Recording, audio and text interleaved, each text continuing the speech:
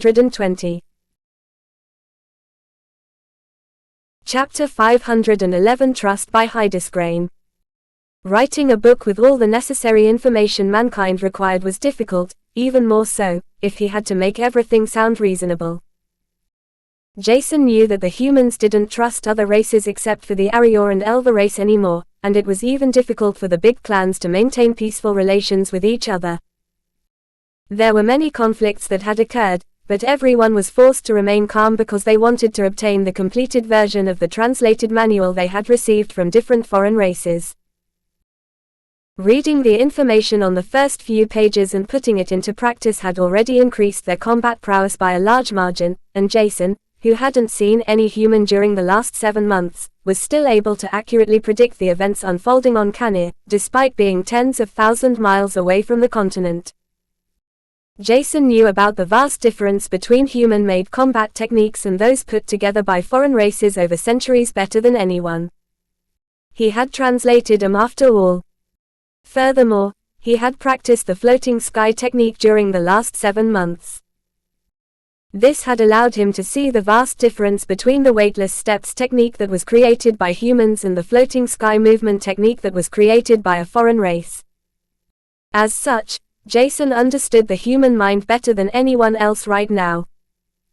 It was as if mankind had become an open book to him, and now Jason wanted to reveal to them everything they had been missing out on. This included the existence of countless planets, races, the renewed, completed cultivation ranking Jason had just gotten to know, and much more.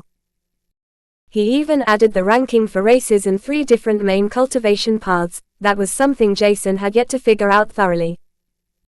On one hand, Jason was not sure what would happen with mankind if they were to find out the entire truth, but on the other hand, he was able to let the readers of his book slowly understand their insignificance. As long as mankind didn't give up, they were everything but weak. The human race's soul world was something great enough to overcome the obstacle of multiple rankings the other races had. With that being mentioned often enough, Jason was sure that mankind wouldn't end up in a depressed state. This was one of the most important tasks he had at hand, and when he returned to Canir, Jason had first gathered his friends, Mike, his sister, and Anna. He felt it was important that they got to know the information he would release on Skynet a few days later, from him in person first.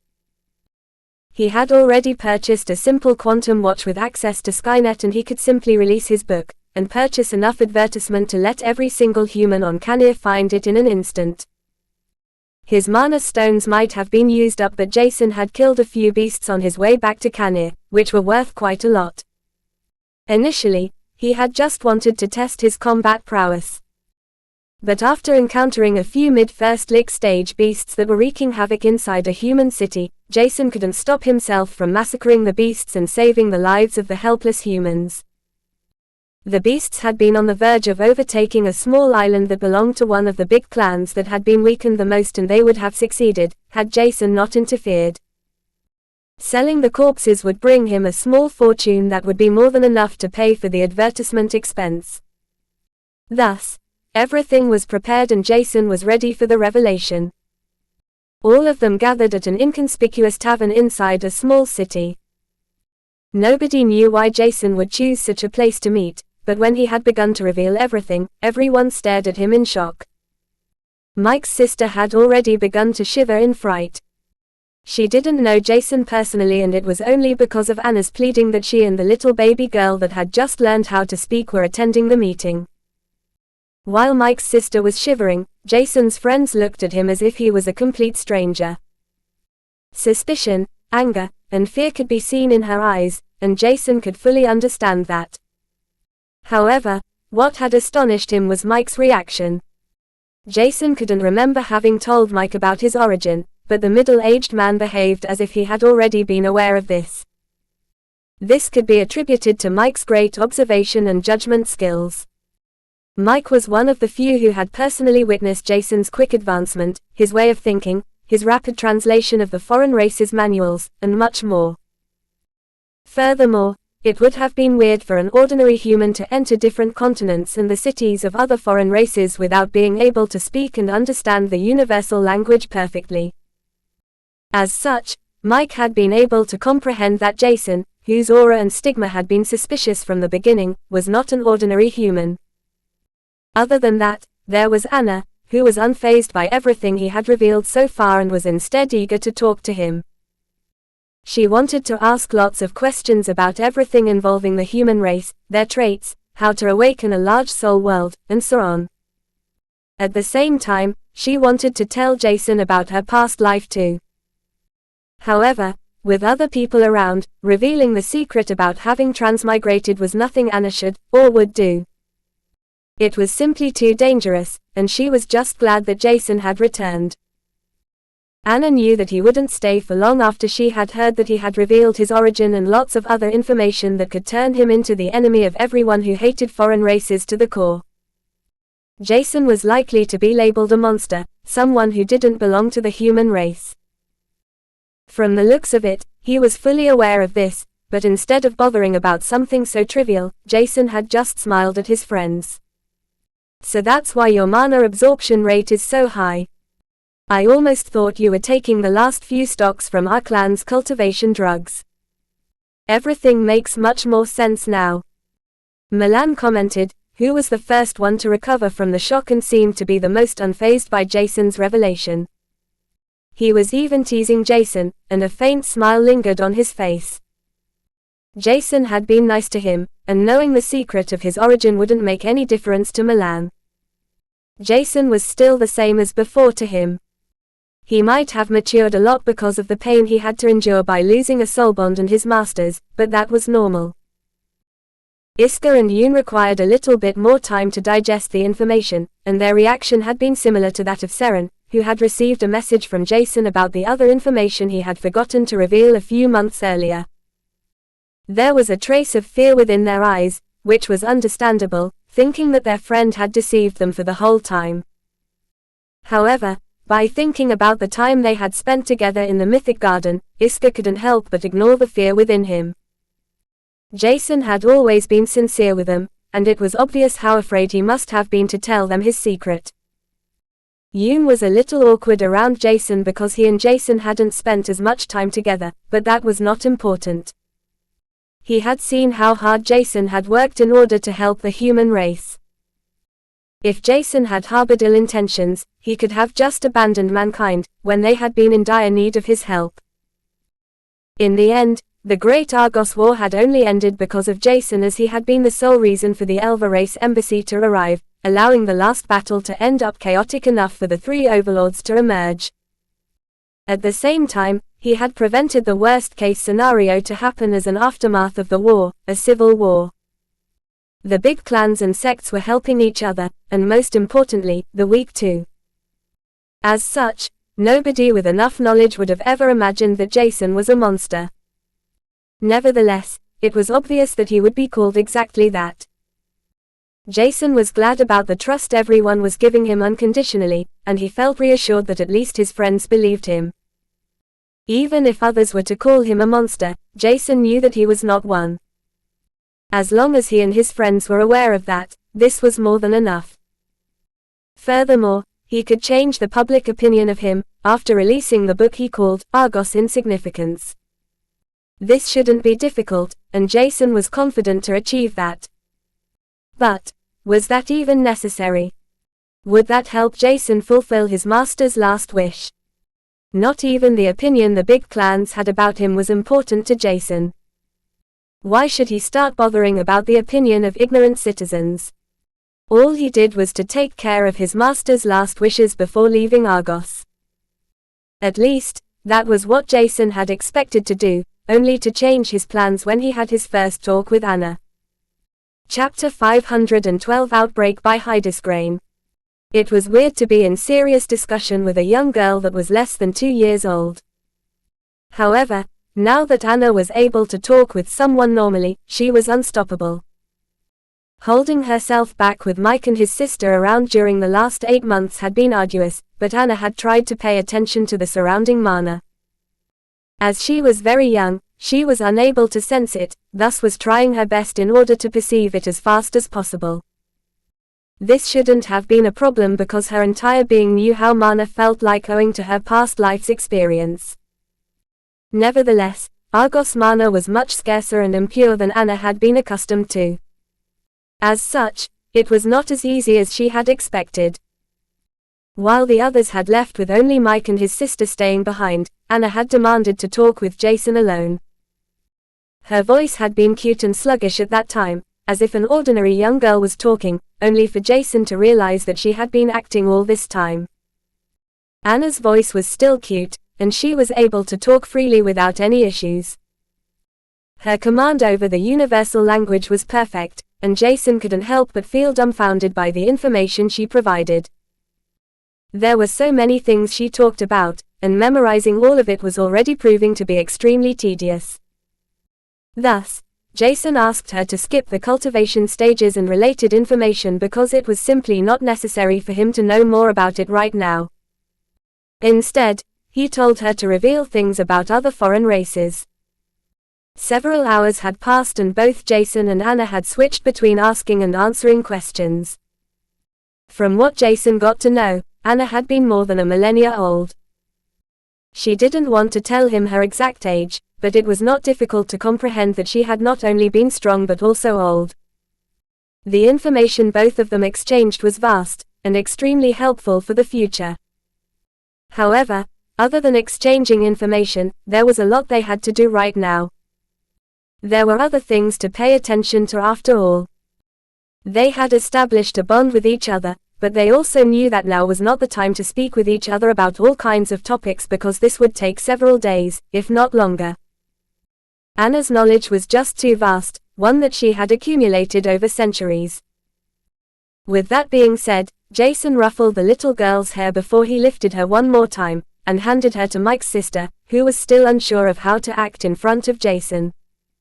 Please take good care of her. I will come back in the future, once I'm strong enough, or when society accepts me. The last few words he had said were to lighten the mood, which was not really helpful. Nevertheless, Jason bid them goodbye after a short discussion with Mike. He was still responsible for manufacturing bullets. At the same time, he distributed the translated versions of the foreign races manuals to the big clans. You can start selling the copied versions of the neutral body refinement technique from the Doom Crawls for a low price. By low price, Jason was talking about a price that was low enough so that ordinary families could purchase them as long as they were willing to save up a little bit. The main purpose for this was to distract the citizens from the uproar that was destined to happen because of the book he was about to release while mentioning his name inside the extremely cheap body refinement manual. This would allow his reputation to increase, despite some people that may call him a monster.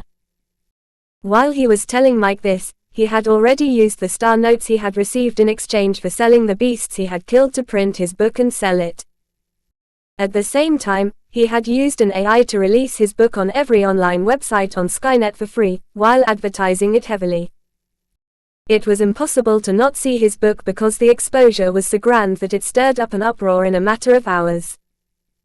Nobody had read through it, but the first 2 paragraphs of the book were already grand enough to let everyone experience shock and goosebumps that appeared on their entire body. What would happen if a being neither belonging to the human, or any foreign race, were to tell you the truth about Argos' insignificance and secrets nobody dared to talk about? Where are the foreign races coming from? What is the goal? What exactly are rifts, and how is it possible to prevent another war like the Great Argos War from happening ever again? Every question will be answered in this book. Since that day, a month had passed, and nobody had heard or seen Jason Stella, who had revealed the fact that he was a halfling to humanity. Everyone had read the book he had written, but nobody could comprehend everything written within. Neither was the information they comprehended accepted by everyone easily, nor did they want to believe it because what Jason had stated inside the book was simply too terrifying. This caused them to shun Jason's book, whatever he had stated, and some even denied his existence. Other than that, there were those who said that Jason was simply a transformed human, and not a halfling, who was trying to gain everyone's attention by instilling fear. Thus they called him names, with monster being one of the less harsh ones. However, there were also those that believed some words stated by him. These people were those that had witnessed the Great Argos War, whether they had been supporters of the Argos Alliance or the Drake Alliance. It was not difficult to perceive that Jason was special and anything but ordinary. His combat prowess, his aura, the stigma, and most importantly, the appearance of the gates of hell, and a silver-colored divine aura during the last battle of the Great Argos War, spoke volumes about his persona and accomplishments. Thus, they accepted Jason's words to some extent. The big clans were a part of those people, and slowly everything began to make sense to them. Jason had been a cut above the rest since the beginning, and they had always been suspicious about him. However, they hadn't expected him to be a halfling of a human and an unknown foreign race. Nevertheless, instead of offending him in any way, they had decided to stay silent for the time being. They wanted to receive the rest of the translated manuals after all. Even if that was the case, some big clans had started to spread rumors through their subordinates, undermining Jason's sincerity to support mankind. Almost every big clan was afraid of Jason, whether it was because of his cultivation talent, or combat prowess that was rapidly increasing. Knowing that he was from a foreign race made them assume that Jason was no better than the other foreign races, who were just trying to annex Argos. Yet, what they heard about the other continents on Argos, which Jason had also written about in his book, the big clans couldn't help but acknowledge that they had to be more careful. If they were to conquer each other's lands for a century or longer only to gain more resources, the immigrated foreign races might as well start conquering Canir and the archipelago. This was unlikely but still a possibility. The big clans had to include it into their calculations. While everything had turned upside down from the moment Jason had released his book, a month had passed. It was only then that the first news about his reappearance spread throughout the planet like wildfire. He didn't know that his popularity had increased so much. Whether it was positive or negative, was not important, and everything that mattered to Jason was to become stronger, help mankind to survive on Argos before he could finally start his own journey without anyone holding him back. It didn't influence Jason, but when he stood right in front of a world bridge that had just finished manifesting, he couldn't help but hope that nobody was recording him. Otherwise, one might think that he had summoned the world bridge that was changing from its stable blue liquefied state into an unstable state as its color turned crimson. This was a bad sign, and Jason could only flap Artemis wings several times in order to retreat, as multiple heads that belonged to one beast emerged from the world bridge. After the first beast, hundreds followed suit, causing Jason's face to pale. Fuck. Are those chimeras? Chapter 513 Isn't That? By Hydesgrain. Jason had felt and heard rumors about Argos undergoing drastic changes. There had also been the news about several temporary world bridges that had manifested out of nowhere, only to suddenly appear, throwing several 100,000 beasts on Argos in short succession. This had caused devastating damages to the already weakened big clans. However, Jason hadn't believed some rumors because it was unlikely for an entire large group of beasts to immigrate to another planet all of a sudden, with countless beasts at that. Yet, now that he saw how a temporary world bridge had just manifested in front of him within a few hours, only to break out, allowing numerous beasts to emerge on Argos, Jason couldn't help but feel baffled. Not only was he on a small island, which the governing big clan had been unable to fully reclaim due to their weakened state, but the rift was right above one of the only cities that was almost unscathed. It inhabited the majority of humans that had sought refuge there, only to face a dungeon breakout. The chimeras were four-legged beasts that looked similar to griffins. The three heads along with scales covering their entire body were the only indicator of them being chimeras. In the end, their exact race was not really important because the real issue was something else. Every single chimera that had emerged from the world bridge was at the lick stage. Most of them had even liquefied around 1,000 drops of mana, which was the biggest issue Jason perceived. There are only 3 humans at the low second lick stage inside the city. His emperor eyes had become strong enough to sense and distinguish the mana fluctuations, mana cores, and the number of liquefied drops of mana they had, within a minute. Unfortunately, Jason lamented about his eye's ability for the first time in a long time, thinking that they should have shown him something more promising. The only two positive points he could assess from the current situation were that the chimeras didn't seem to have any affinity other than the fire affinity seed in the central lizard head that was between the two other heads. Other than that, there had yet to be a chimera at the fourth lick stage or higher. This was extremely beneficial because Jason was confident enough to finish off the rest. Even tackling higher-ranked chimera might not be an issue, but facing a huge number of them at once would be cumbersome for him. Despite his confidence, that was not unfounded, Jason was not sure whether he could protect the city or not. The three humans at the second lick stage had already emerged above the city with wings protruding out of their back. At least they have a fortified soul conjunction. Otherwise, they would have to wait until the chimeras were to descend to the ground, dangerously close to them at that. Jason tried to make the best out of the current situation as he let Solaris occupy his mana core. His white wings that belonged to Artemis were replaced by an identical replica that consisted of black flames. Byakur was already tightly grasped in his hand that was as calm as if he was about to do nothing special at all. Right now, Jason was not even a little bit worried about his own life, and his only thoughts revolved around safeguarding the other citizens, and the reason for the sudden appearance of multiple unstable world bridges that had appeared out of nowhere, only to disappear. If they had been constructed by other races, it would have made more sense, but Jason was able to see that they were naturally generated by Argos and the corresponding world on the other side of the world bridge. This was confusing, and Jason wanted to investigate more about the temporary world bridge that could dissipate any moment. As such, he released Solaris' entire strength at once, with ginormous flames erupting from his body. In an instant, Jason was enveloped in a thick layer of flames that were accurately controlled, while Byakur's runes were activated as a thick stream of mana was led towards it. At the same time, Byakur's size continued to increase as Solaris' black flames began enveloping it. Since the last 7 months, Jason's mana soul energy had crossed 50 million units multiple times, only for him to notice that it was extremely difficult to increase the number of soul energy units after crossing it. From a daily increase of his soul energy of 1.5% which he had attained after his Celestia bloodline had been unsealed to a small degree, it had decreased drastically to less than 0.5%. However, instead of nurturing Solaris directly with every single spare soul energy unit, he had made use of the difference in his daily increment in order to feed him slowly. After 7 months had passed, Solaris had finally reached a bottleneck to increasing its strength once again. Jason was sure that it was not the bottleneck of Solaris as a Tier 1 origin flame, but more that it lacked something to create the first solidified prismarine crystal.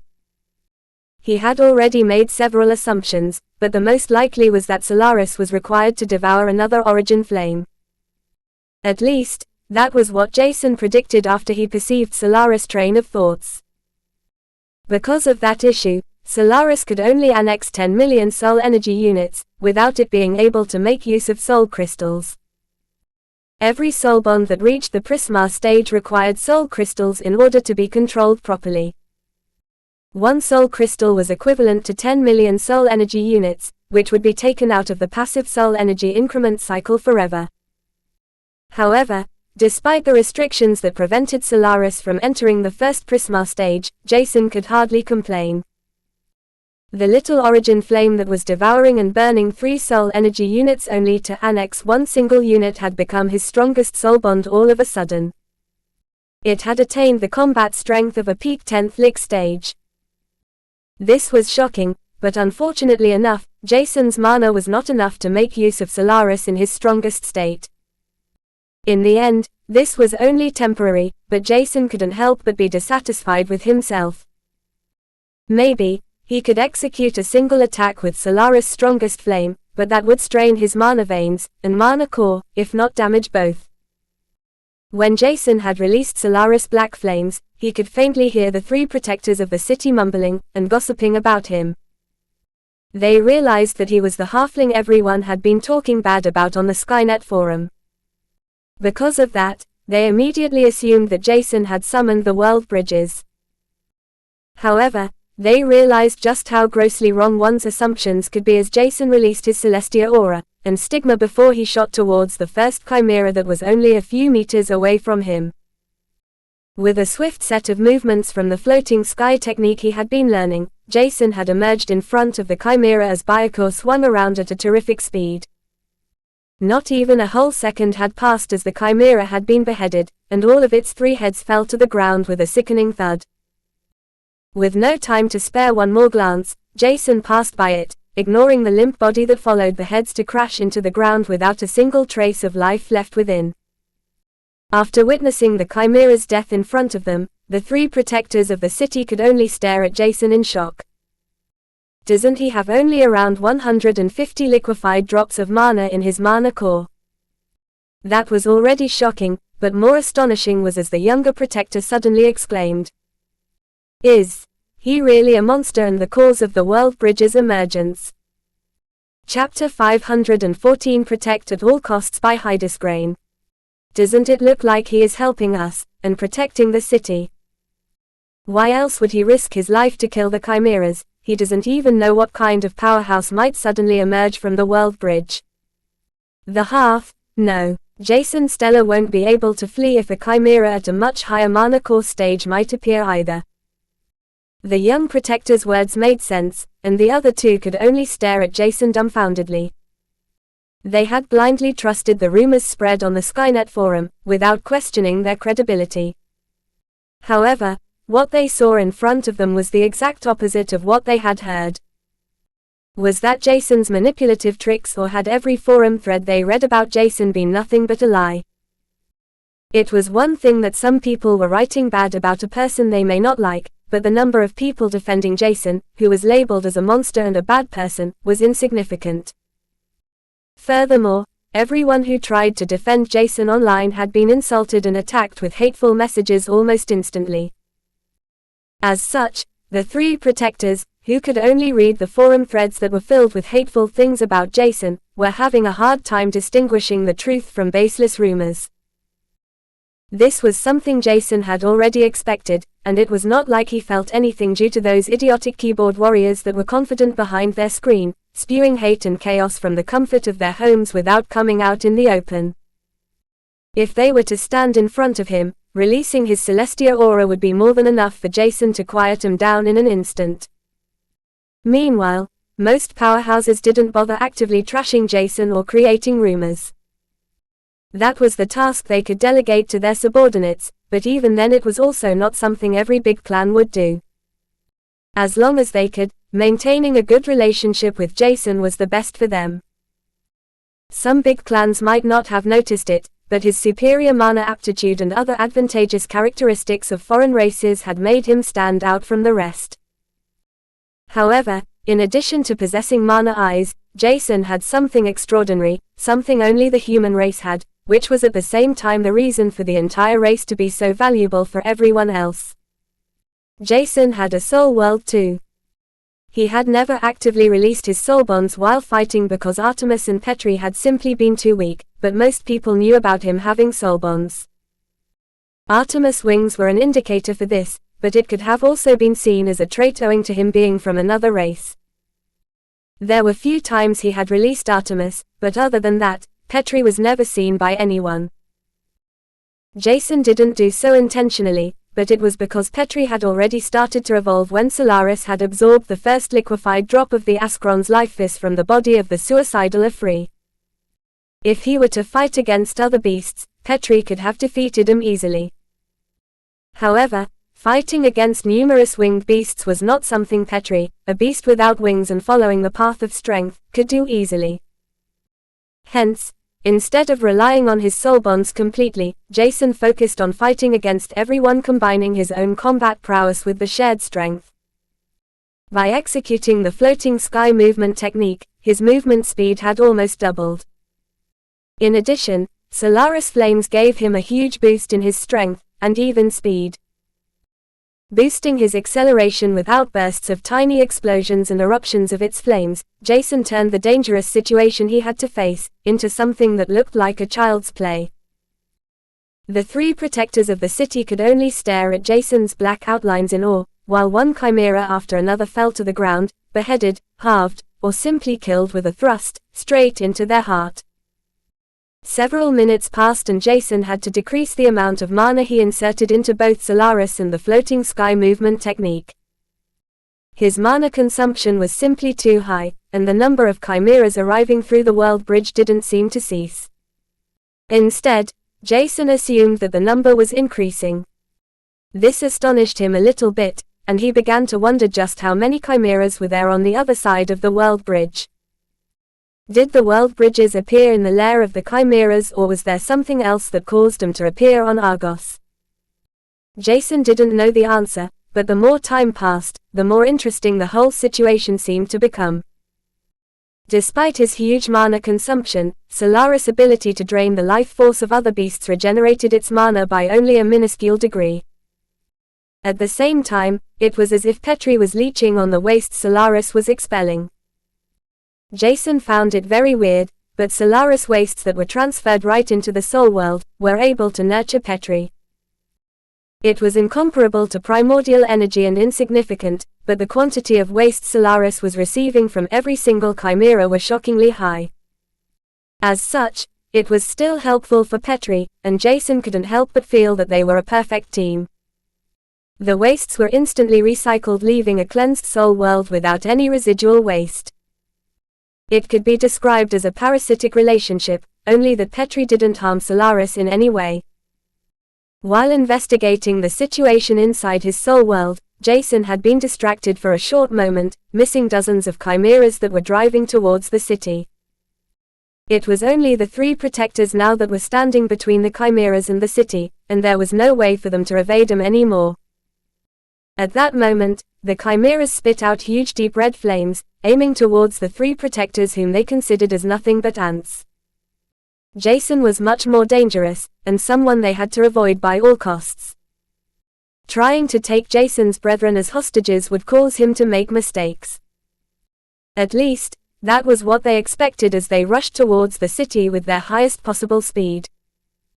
The three protectors would have been ignored or also taken as hostages, but the combined strength might have been enough to kill a few of the chimera if they were to be too careless. In the beginning, Jason had assumed the chimeras to be beasts that had more muscle than brain, who only knew to mindlessly destroy rather than use strategy or tactics. However, that didn't seem to be the case, and Jason was forced to execute the floating sky movement technique at the currently highest possible degree.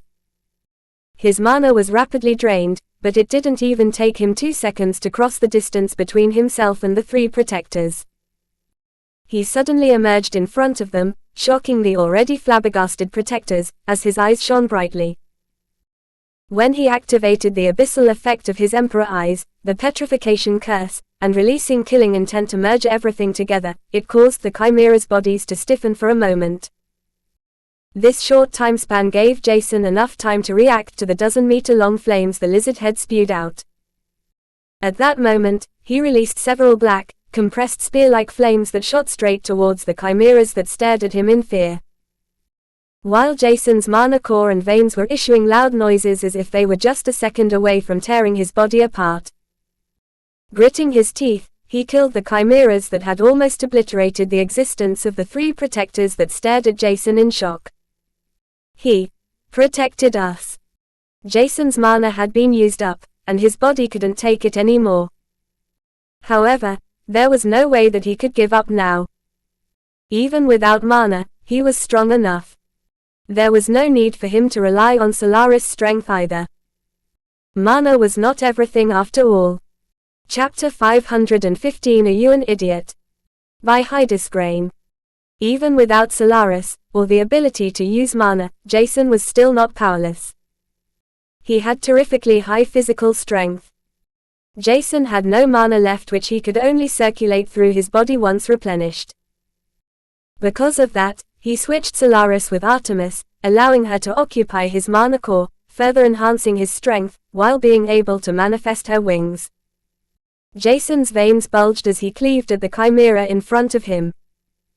Owing to the high speed at which Byakur was swung, faint gusts of wind swept against the chimera that was in front of him. Suddenly, blood spurted out of its body as it was sliced into two parts. Flapping Artemis wings that were fully merged with Jason's body, he enhanced his speed tremendously and appeared in front of the next chimera. He didn't even bother to look at the beast as he thrust Byakur with one hand, aiming for its heart.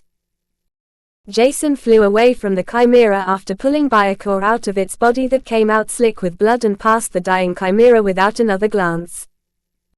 A moment later, he emerged next to the group of chimera that had attacked the three protectors of the city that was below them. By subtly controlling his wings, Jason was able to move around with the most difficult movements, evading several flames that had been spit out by the chimeras. They were trying to avoid him by all means, but Jason's predictions of where the chimeras would spit fire were too precise to distract and flee from his sight. His cold eyes were trained on him, not missing even a single opportunity to inflict deep cuts every single time he came closer to the chimeras. Despite the numerical advantage, they were finding it extremely tough to outmaneuver him, let alone launch a counterattack. The kill count continued to increase as one dead corpse after another crashed to the ground, with a sickening crunch, the sound of breaking bones intermingling with their last cries. Every single citizen inside the city had noticed that something was going on above them. First, only a few were worried about their well-being, while the majority believed that the three protectors were strong enough to take care of the dangers. Yet, the more chimeras emerged from the Red World Bridge, the more frightening the situation became. At the same time, everyone could see that the protectors they had relied on were frozen in fear, clearly showing that their strength was not at par with the chimeras. Only a young human, the citizens were unable to decipher the identity of, was able to fight against the chimeras that tried to avoid him by all means. In the beginning, most citizens were oblivious to the young man's identity, and they only knew that he was fighting with his life on the line. It was only when a group of young men and women exclaimed in the excitement that they realized who was giving his utmost efforts to keep them alive. Isn't that Jason Stellar, the presumed halfling? I think he had mentioned that he had a unique black flame. At least, if the text written in his book is correct. His aura is truly something special. Did he write the truth about him being a halfling from another race? Suddenly another young man shouted. This Jason Stellar is not even 18 years old yet. His pure physical strength can't be superior to the chimeras. They're at the Lord's stage after all. Only a moment later, the young man was pushed away by a young woman whose sight was obstructed by the young man as she reprimanded him. Are you an idiot? Haven't you read the book he had published? It states something about other cultivation paths. One of them was the path of strength, whose sole purpose is to increase one's life force and to strengthen every cell in the body. I don't know if he is cultivating in that path, but it might as well be something else that increases his physical strength so much. His aura, the golden silverish light enveloping the young man in the air, and the black flame we had seen earlier are more than enough evidence to conclude that this young man can be no one else but Jason Stellar. The young woman was one of the minorities, who believed the words Jason had written were true. To her, Argos' situation had always been weird, and the same applied to the behavior of the foreign races. It hadn't made sense for one particular race to force their way to Argos to conquer and enslave them, because there were too many races that preyed on mankind. Other than that, neutral, physically attributed beasts required a different soul world than beasts with elements, which was also something mankind had never understood. Furthermore, if she were to start thinking about the renewed cultivation system and the logical statements about the foreign race's strength, which was said to be much higher than everyone had known before, everything was starting to make more sense. She could go on for hours, and her final conclusion was that Jason Stellar's book was representing nothing but the devastating truth. It had been hard to digest and accept the truth, but this was a necessary means to advance further ahead.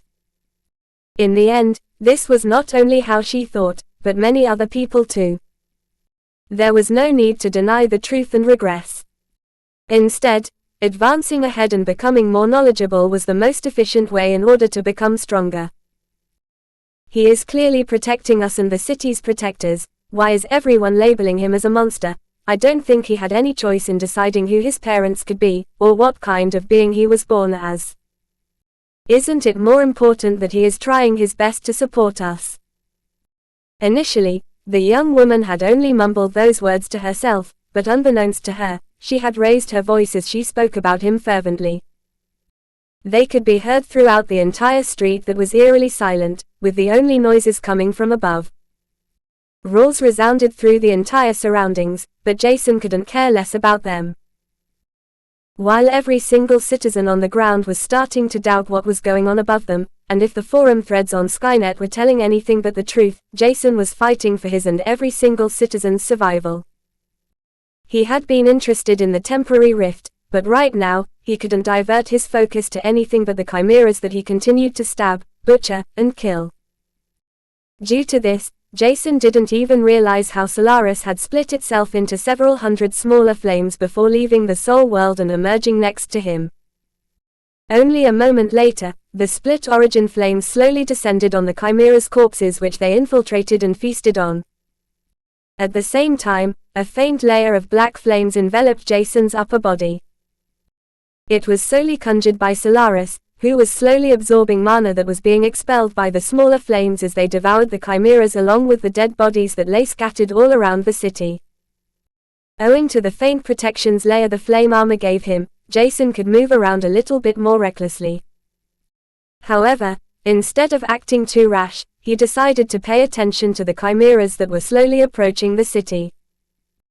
He was pushed back by the sheer number of chimeras flowing in and couldn't control everything at once because it was simply impossible under his current circumstances. This would only be possible if he were to actively use Solaris Fire Affinity right now, after all. Unfortunately, this was not possible, as it would lead to him being gravely injured and likely ending up as a cripple. As such, Jason had to forcefully accelerate his speed by another notch. However, just as he was about to initiate his next attack, Jason sensed death approaching him at a rapid pace. Goosebumps covered his body, and time seemed to slow down as his eyes widened. Turning around, Jason could barely see a glaive, enveloped in a compressed current of electricity shooting towards him at a terrific velocity. Chapter 516 On Death's Door by Hydesgrain. The glaive crossed a huge distance within a single moment, proving to Jason that its velocity was extraordinarily high. Instinctively, Jason's body began to move, despite his mana veins having already taken a huge toll. His Celestia aura and stigma were fully unleashed, shining brightly while overwhelming the surrounding with all their might. A moment later the glow and aura shot back towards Jason, infiltrating him, enveloping his veins as huge streams of mana, provided by Artemis, spread through his body.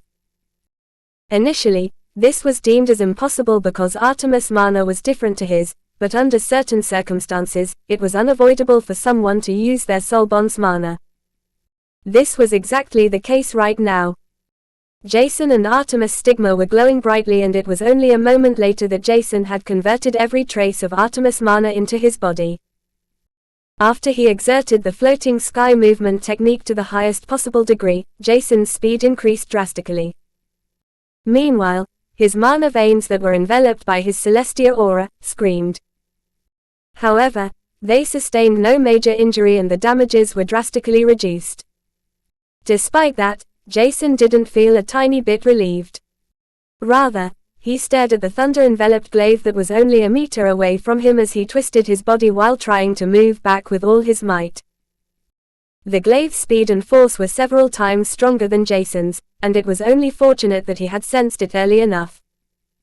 Through his eyes, he was able to see everything down to the finest detail.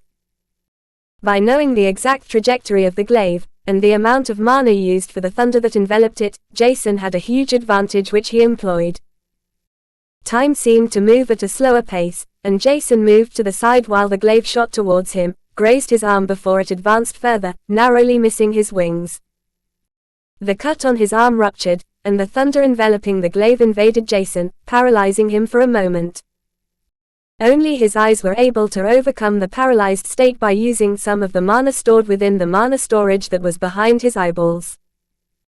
His eyes traced back the direction from which the glaive had shot at him, and he saw a group of 5 men and 3 women. One of the men seemed to have shot the thunder-enveloped glaive towards him, while the others had used their affinities in order to eradicate the chimeras within the following minute. Meanwhile, Jason was able to slowly regain control over his body within a few seconds. Not knowing whether the newly arrived humans wanted to attack him or not, he decided to retreat.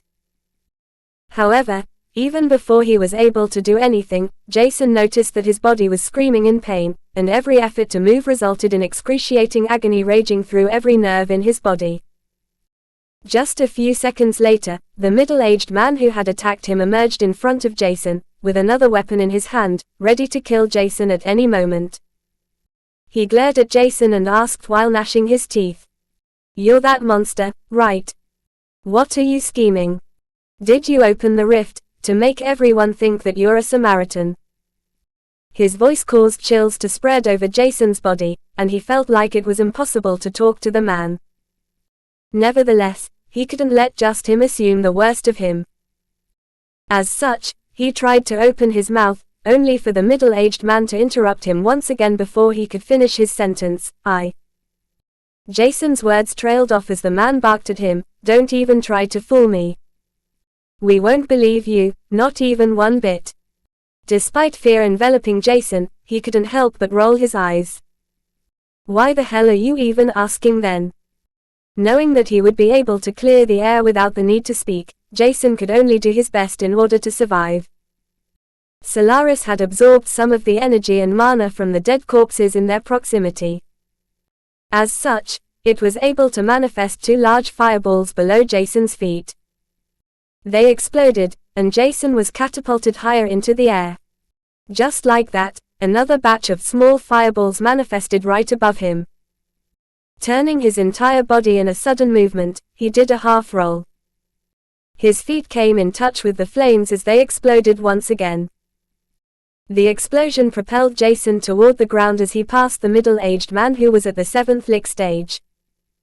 It was fortunate that he was able to take the man by surprise, but Jason also knew that it would be extremely difficult to survive the next few seconds. The moment he thought of it, a huge mass of compressed earth was thrown towards him from above. While his own speed was already fast, the mountain-like mass of earth rushing towards him was even faster. This forced Jason to divert his trajectory. Through this, he avoided the mass of earth by a hair's breadth, only to notice that a different man had appeared next to him. The man was only at the 6th lick stage, but his physical enhancement was terrific. He was holding a huge hammer, and Jason could only see that it swung down on him with a shocking velocity. Just as he thought everything in his body would break apart, Jason heard Artemis screaming in fright. Suddenly, she was pulled out of Jason's mana core, weakening him for a quarter of a second, as his physical strength skyrocketed. Black scales containing golden threads manifested on his body, enveloping him completely, taking most of the brunt of the impact caused by the warhammer that struck his abdomen. The sheer force of the attack flung him straight into the city, tearing through a building apart, as he smashed into the street, which cracked due to the huge impact. Coughing out blood, Jason gasped for air.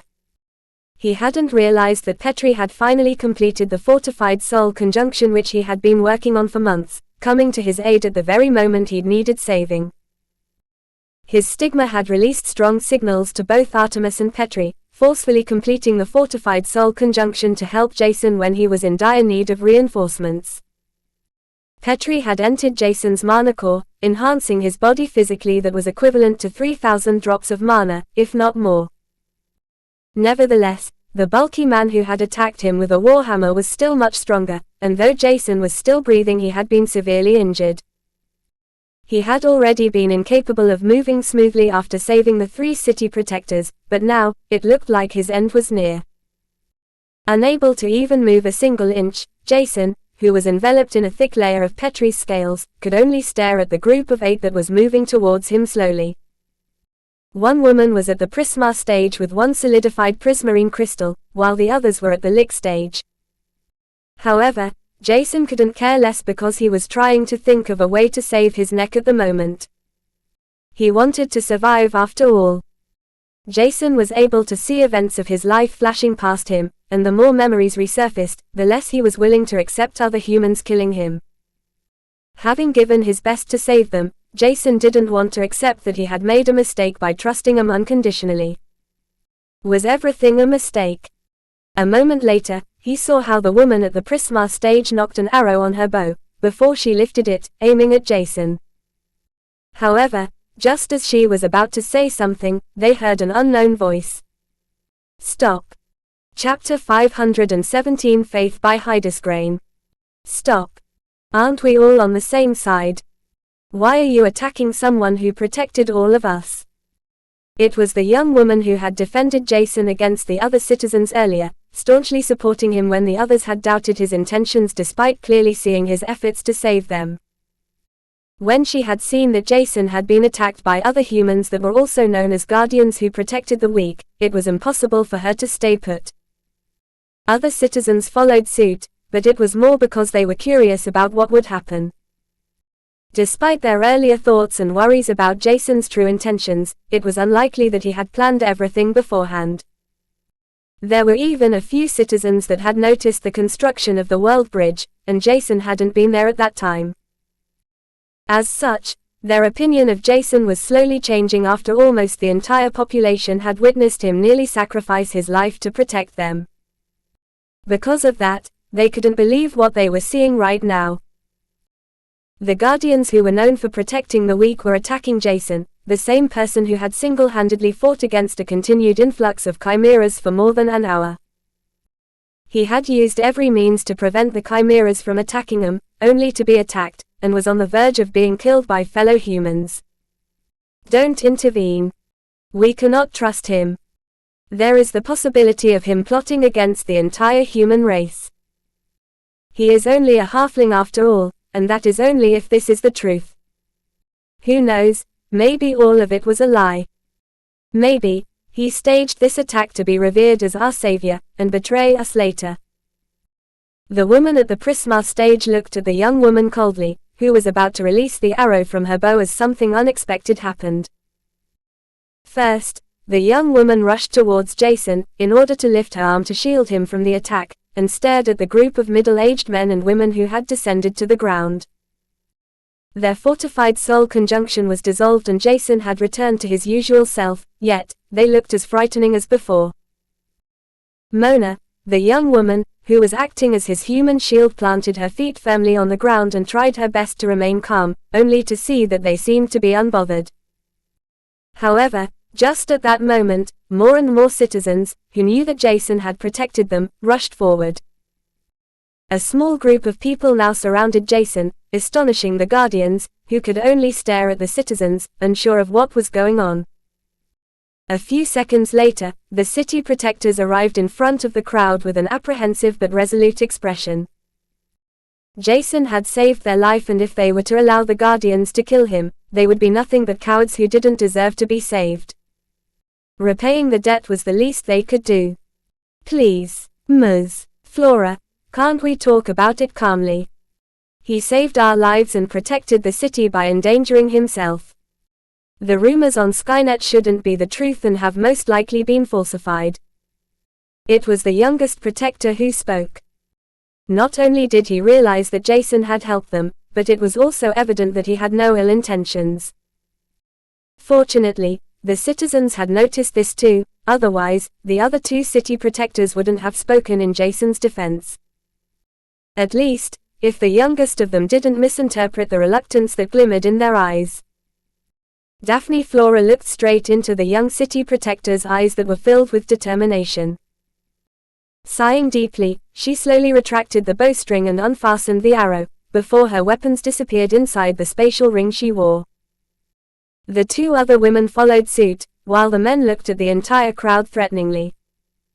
However, after Daphne glared at them once, they stopped glaring and mellowed down. Daphne was still not sure what to think about the entire situation. She had been told to protect the city. Yet, at the same time, there were also several orders about the individual, Jason Stellar, requesting his death. Even if they hadn't read the rumors about Jason on Skynet, which was evidently the case, hunting him dead or alive was a mission with a huge reward. The same could be said about multiple missions declared by different big clans ordering his death. Only a few wanted him captured and brought to them alive. In the end, the rewards were generous enough to allow someone to cultivate at a high level for decades. If Jason were to know this, he would have lost his entire trust in the big clans. They hadn't even received the entire translated version of the foreign races' manuals and were already eager to kill him. Did their fear strike them so deep? Jason couldn't fully realize what had happened because his head was still ringing, while his sight was blurry. Every cell in his body was aching, and the pain worsened as Petri, who had entered his mana core, fully integrated his strength with Jason's. On one hand, this had allowed Jason to survive the Warhammer's strike, without breaking every single bone inside his body. However, on the other hand, he knew that Petri's physical strength was too much for his body to handle.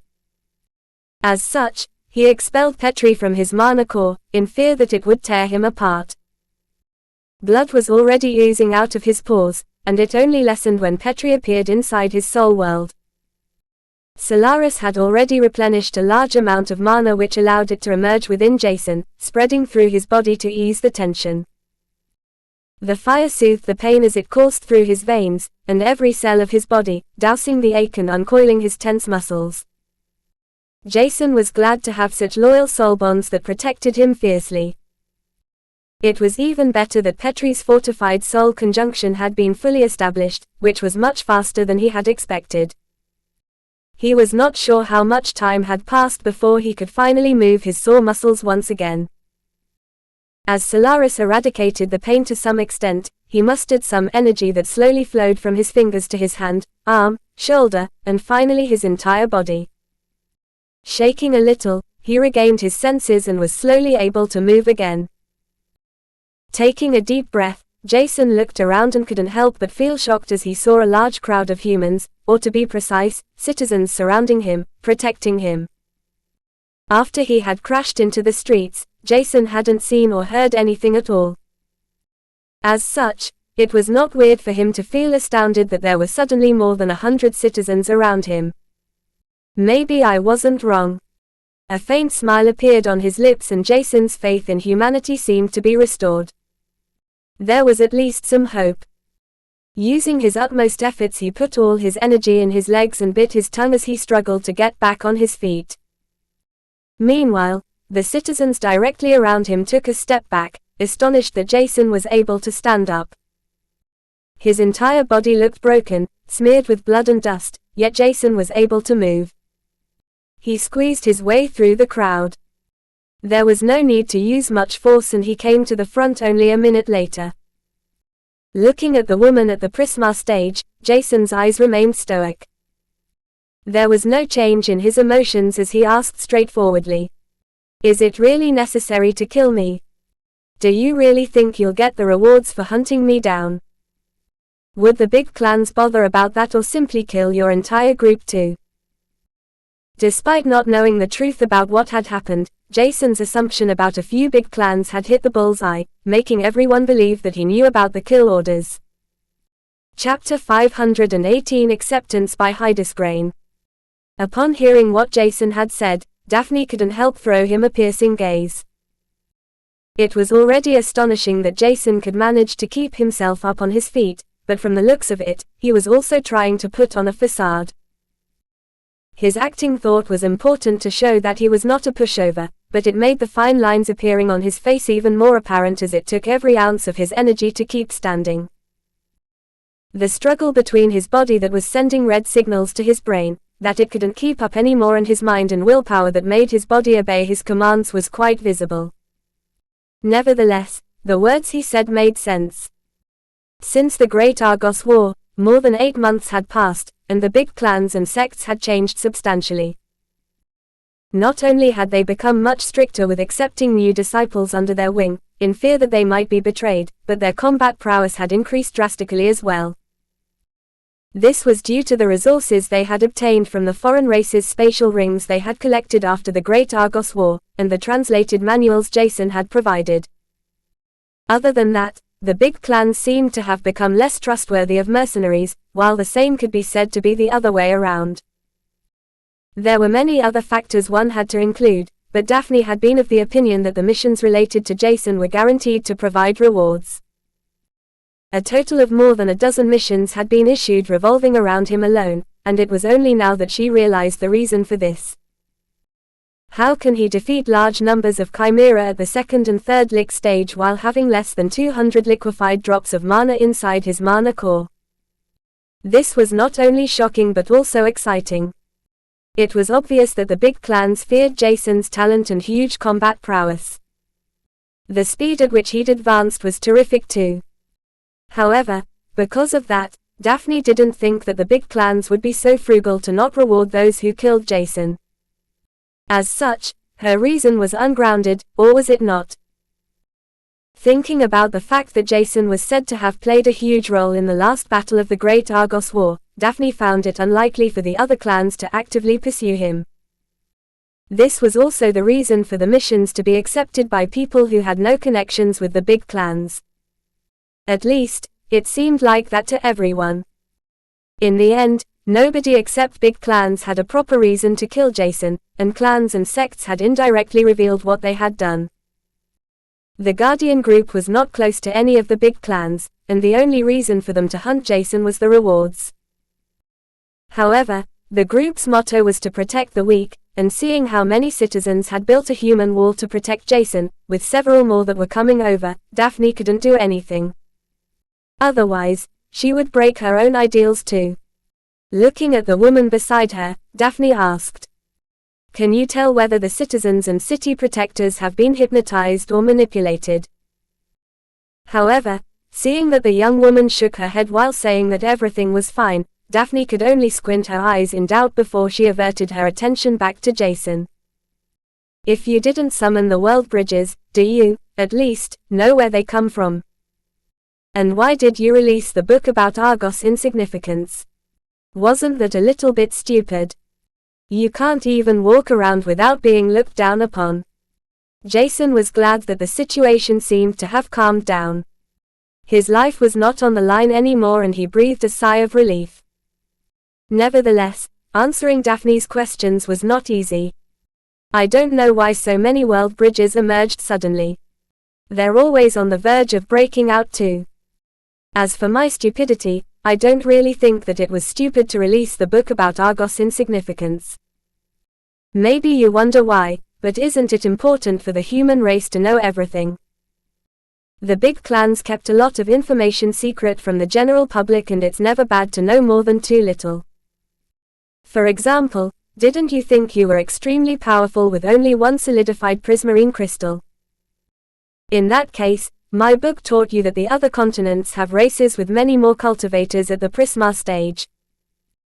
Furthermore, if you understood the theory about the world bridge's stability, you may have comprehended that the foreign races might return once they're able to send stronger individuals over.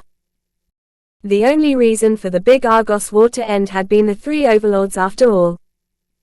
I don't care about being hated by others because it is their decision to hate me for who I am. However, I have to repay my debt and protect the ones who are important to me. It's up to you to decide whether I'm a menace to humanity or a friend who is trying to help." The Guardian group looked at Jason with conflicted expressions. Before, they hadn't really cared if Jason wanted to help humanity or not. He hadn't been important enough for them to bother.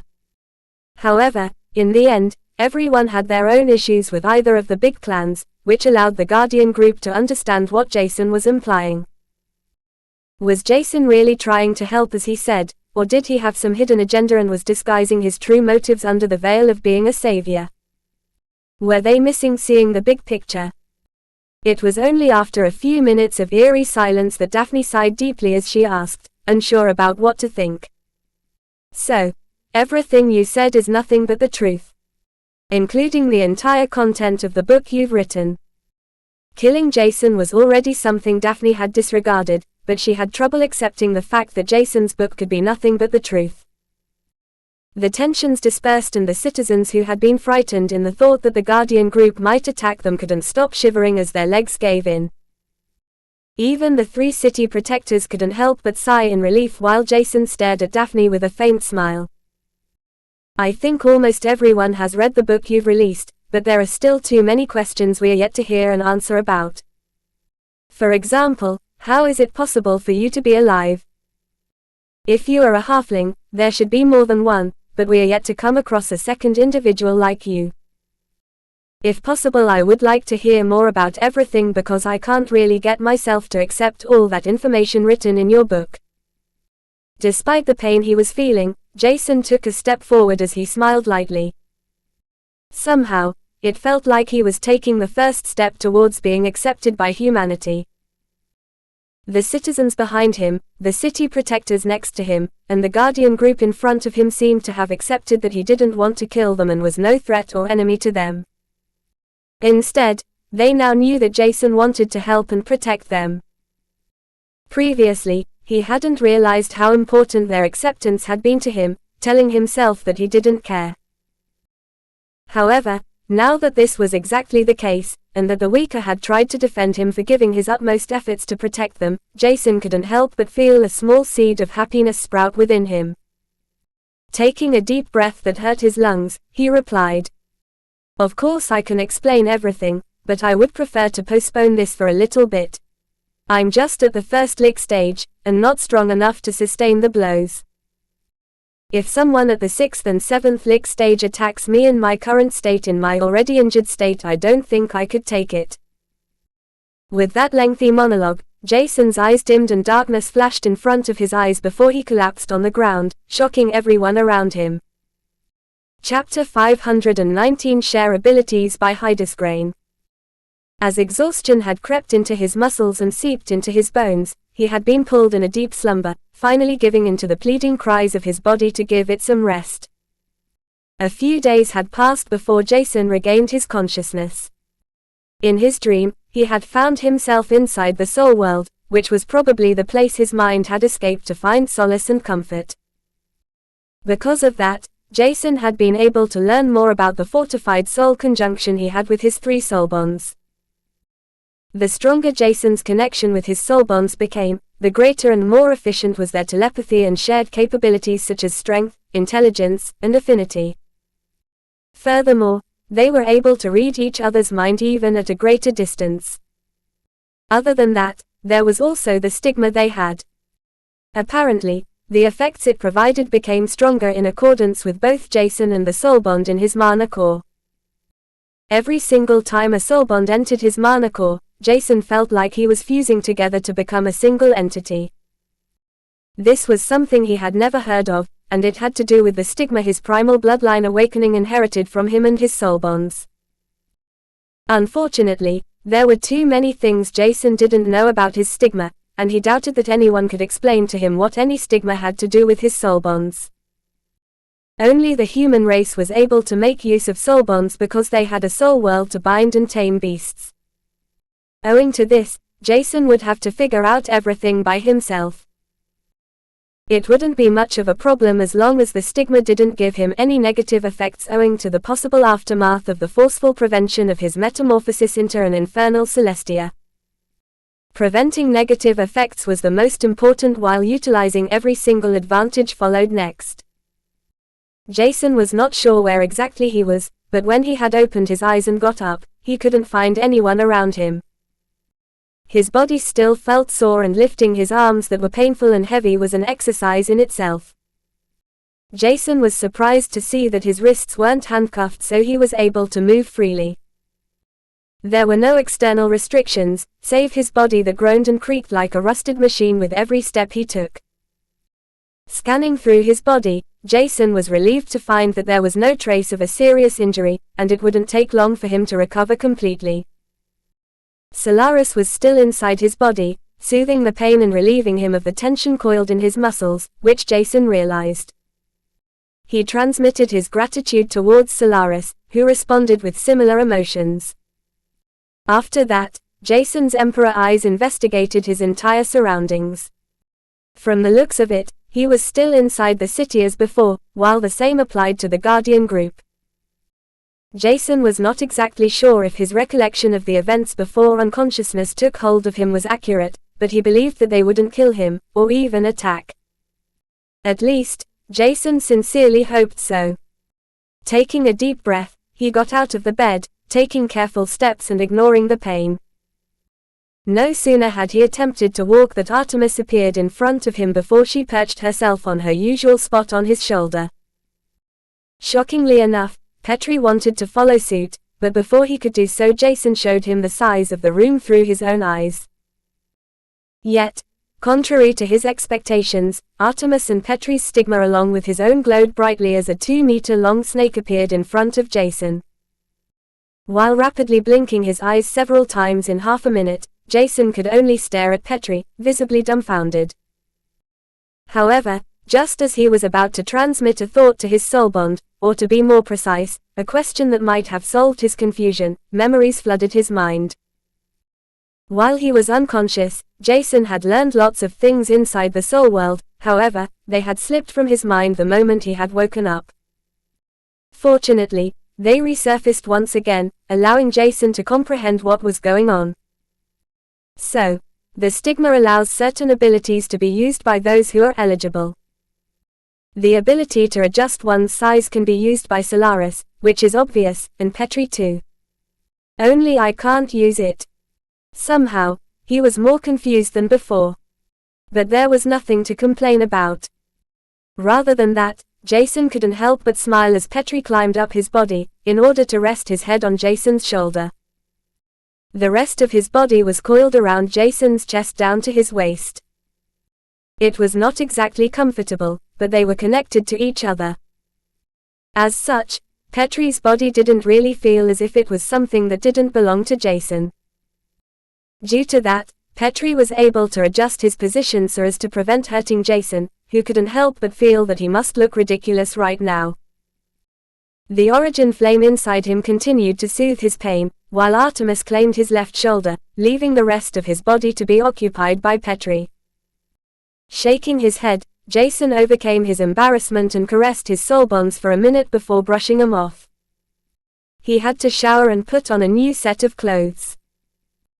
The tattered and soiled clothes that were reduced to mere rags after the battle were even worse than Petri and Artemis, highlighting his bedraggled appearance. After getting ready, both of his soul bonds returned to claim their spots on either of his shoulders, causing Jason to frown before he left the room. Through his emperor eyes he could see everyone perfectly fine. The 5 men and 3 women from the Guardian group were with the city protectors and a few citizens that had spoken for him, preventing his death. At least, that was what Jason could tell based on the mana fluctuations he perceived. It didn't take him long to find the way towards the room in which everyone was gathered. Jason entered it without any hesitation, and all the gazes fell upon him, staring at him with a mixture of curiosity and awe. "Sorry for the interruption, but I thought it would be best to come over." Though he put on a smile, one could see that Jason was not very comfortable being stared at as if he was a weirdo. Unfortunately, this was not something he could prevent, and the only thing Jason could do was to explain why his soul bonds were being so possessive and protective of him, not willing to leave him even for a second. "My soul bonds thought that I would die, and we had some sort of accident almost a year ago. That's why they've become even clingier than before. Please don't mind them."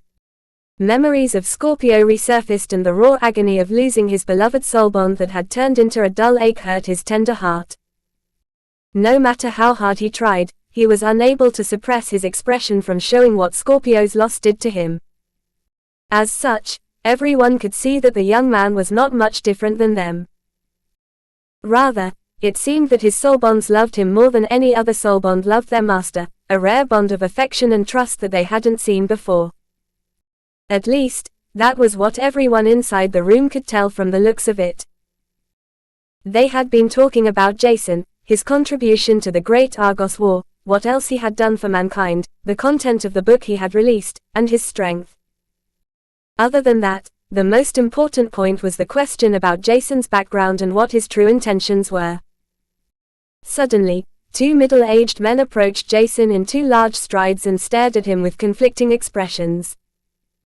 On one hand, they seemed to be hesitant and embarrassed, but on the other side, Jason was able to see their stubbornness. Looking at him, Jason realized that it was the two men who had almost killed him. Yet, instead of loathing them, he gave them a ghost of a smile as he saw their expressions. They fumbled to find the right words, and Daphne was about to shout at them when Jason took a step forward, lifting his hand to slap on their shoulders. "There is no need to look like that. I think I understand what you guys want to say. My name is Jason Stella, what about you guys?" His Celestia aura was naturally released, along with his stigma, allowing everyone enveloped by the aura to feel more relaxed. The two men's tension dispersed slowly, as they overcame their earlier hesitation and introduced themselves. "My name is Lektar, 7th Lick Stage, and I was the one who attacked you with the Thunderglaive, sorry." Jason just smiled at the middle-aged man, with a trace of happiness glimmering in his eyes because Lektar had used the cultivation system he had introduced.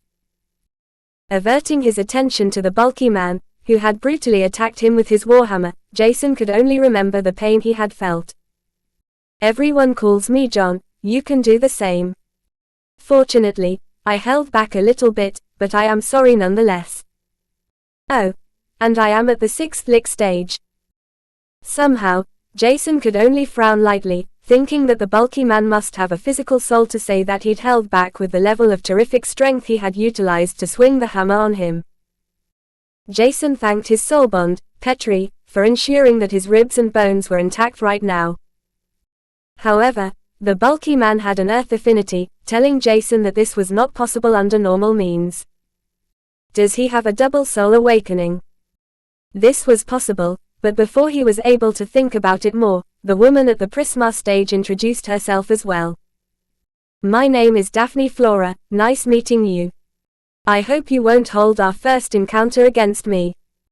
Jason just nodded his head, thinking that it was better for everyone to introduce themselves. As such, he turned towards the young woman, who had thrown herself in front of Jason, protecting him. He patiently awaited her introduction. "I'm called Inja, and I wanted to thank you for protecting the city." Chapter 520 Foolishly Risking Everything by Hydesgrain. After everyone had introduced themselves, there was a short awkward silence, and it was Jason's turn to fill it with his words. The situation was still calm, and he couldn't pick any signs of hostility from those around him, which was advantageous. As such, he had no problems leading the conversation. Turning towards Daphne, he tried to recall what she had asked him right before he had collapsed. "If I remember correctly, you asked me how I'm alive, or if more halflings exist. To be honest, I'm not sure about that either. According to the foreign races I've encountered, this should be impossible, but evidently, that's wrong. Otherwise, I wouldn't be standing in front of you in the first place. In the end, there are many things neither I nor other races know, and we can only grow more knowledgeable with time." His eyes swept through the room. He noticed that the majority of them were still looking at him doubtfully. This caused him to ponder about a solution to negate the apprehension and gain their unwavering trust. The Guardian group was still unsure if they should trust Jason unconditionally, but they were unable to figure out a possible reason for him to sacrifice his life more than a dozen times, if not solely to save mankind, specifically the city from total annihilation. Nevertheless, they couldn't overcome their hidden demons to give him a minimalistic amount of trust. Everyone could decide for themselves whether they would trust him or not, but completely denying every single word of Jason was similar to disregarding the truth. A few specific details written in the book Jason had publicized were certainly true and already proven to be right. With that in mind, Jason thought about something he could show to everyone present. Taking out a Prisma stage prior stone consisting of primordial energy inside, he handed it over to the others. Seeing the prior stone made Petri hiss in joy, which was audible enough to be noticed, while everyone who came in touch with the stone felt as if an electric current surged through their body.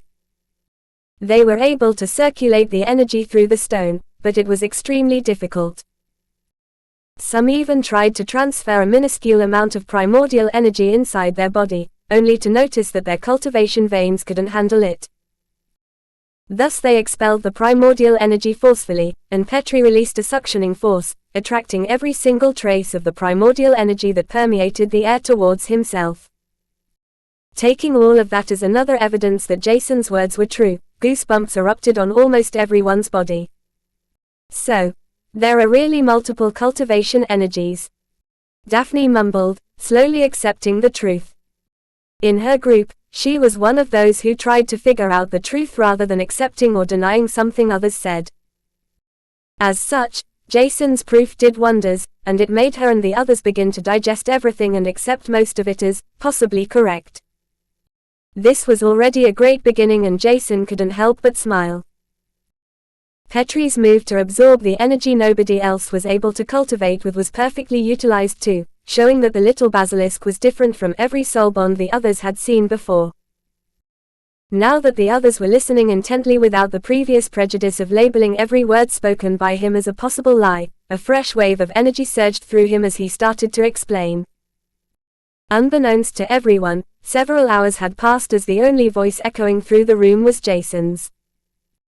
Everybody listened to him intently, absorbing his words like a sponge, and though he liked the undivided attention, Jason's throat was sore from speaking so much.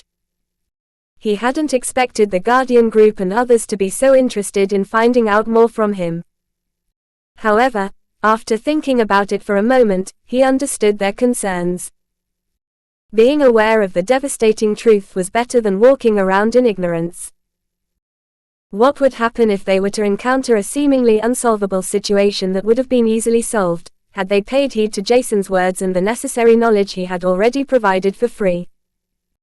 After several hours had passed, everyone came to the conclusion that the young man in front of them was a Samaritan. They couldn't understand his reasoning to help the human race that had wanted to see him dead. Suddenly, the young woman, Inja, who was a reporter, asked a question that had been lingering on everyone's mind.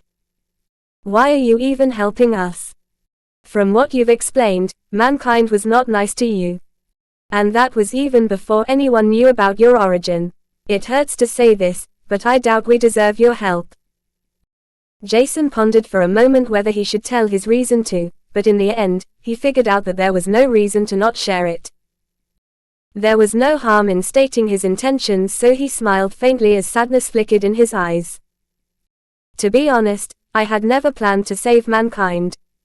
Before, I would have rather left through any world bridge, but I just couldn't bring myself to do it. But now, my motivation has changed. My late masters had a dream, and the last wish to escape their lips had been of me to help the weak, to protect them.